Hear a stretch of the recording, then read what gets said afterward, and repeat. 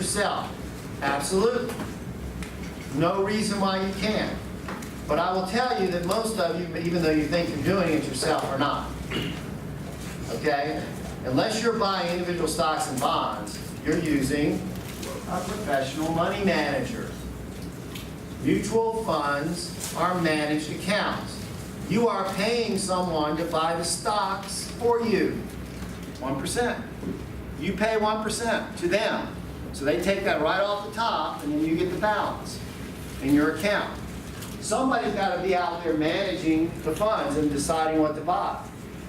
Now, inside of your 401ks, most of your index funds, the expense ratios are down around 0.1, 0.15, something like that. Very inexpensive.